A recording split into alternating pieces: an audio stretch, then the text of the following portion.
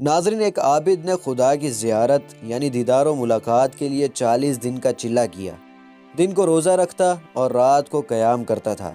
اعتکاف کی وجہ سے خدا کی مخلوق سے یکسر جدا تھا اور اس کا سارا وقت آہوزاری اور راز و نیاز میں گزرتا تھا۔ 36ویں رات اس عابد نے ایک آواز سنی، شام کو تانبے کی بازار میں فلاں تانبے ساز کی دکان پر جاؤ اور اپنی مراد پالو۔ یہ عابد وقت مقررہ سے پہلے پہنچ گیا اور مارکیٹ کی گلیوں میں تانبے ساز کی اس دکان کو ڈھونڈنے لگا۔ اس عابد نے ایک عجیب منظر دیکھا جس کی منظر کشی وہ اس طرح کرتا ہے۔ میں نے ایک بوڑھی عورت کو دیکھا جس کے ہاتھ میں ایک تانبے کی دیگچی تھی اور وہ اسے ہر تانبے ساز کو دکھا رہی تھی۔ اسے وہ بیچنا چاہتی تھی۔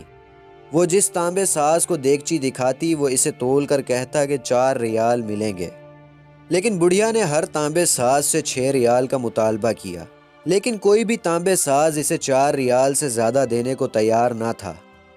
آخر کار وہ بڑھیا ایک تانبے ساز کے پاس پہنچی۔ تانبا ساز اپنے کام میں مصروف تھا۔ بڑھیا نے کہا، میں یہ برتن بیچنے کے لیے لائی ہوں اور اسے 6 ریال میں بیچوں گی، کیا آپ 6 ریال دیں گے؟ جس کے جواب میں تانبا ساز نے پوچھا کہ صرف 6 ریال ہی کیوں؟ جس پر بڑھیا نے دل کی بات بتاتے ہوئے کہا، میرا بیٹا بیمار ہے، حکیم نے اس کے لیے ایک نسخہ لکھا ہے جس کی قیمت 6 ریال ہے۔ تانبا ساز نے یہ دیگچی لی اور کہا، ماں یہ دیگچی بہت عمدہ ہے اور بہت قیمتی ہے، اگر آپ بیچنا چاہتی ہیں تو میں اس کے 30 ریال دوں گا۔ بوڑھی عورت نے کہا، کیا تم میرا مذاق اڑا رہے ہو؟ جس پر تانبا ساز نے جواب دیتے ہوئے کہا کہ ہرگز نہیں، میں واقعی 30 ریال دوں گا۔ یہ کہہ کر اس نے برتن رکھ لیا اور بوڑھی عورت کے ہاتھ میں 30 ریال رکھ دیے۔ بوڑھی عورت بہت حیران ہوئی اور دعا دیتی ہوئی جلدی اپنے گھر کی طرف چل پڑی۔ وہ عابد یہ سارا ماجرا دیکھ رہا تھا۔ جب وہ بوڑھی عورت چلی گئی تو اس نے تانبے ساز سے پوچھا، کیا آپ کو کاروبار نہیں آتا؟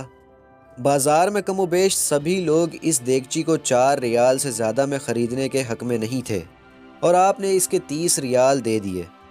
جس پر تانبا ساز نے کہا، میں نے برتن نہیں خریدا بلکہ میں نے اس بچے کا نسخہ خریدا ہے۔ میں نے 1 ہفتے تک اس کے بیمار بچے کی دیکھ بھال کے لیے اسے پیسے دیے ہیں۔ میں نے اسے اس لیے 30 ریال دیے تاکہ اسے مزید گھر کا سامان بیچنے کی نوبت نہ آئے۔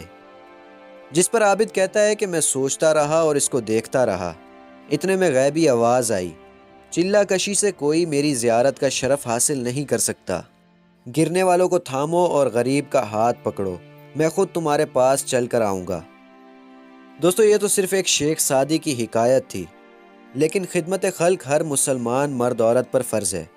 اپنے قریب ایسے لوگوں کو تلاش کریں جو مجبوریوں کے باعث کسی کے سامنے ہاتھ نہیں پھیلاتے اور ان کی مدد کریں، یہی ہمارا فرض بھی ہے۔ دوستو، یہ تھی آج کی ویڈیو۔ آپ کو ویڈیو کیسی لگی کمنٹ سیکشن میں ضرور بتائیں، اور ایسی مزید انٹرسٹنگ اور ایجوکیشنل اپڈیٹس کے لیے چینل کو سبسکرائب کر لیں۔ شکریہ۔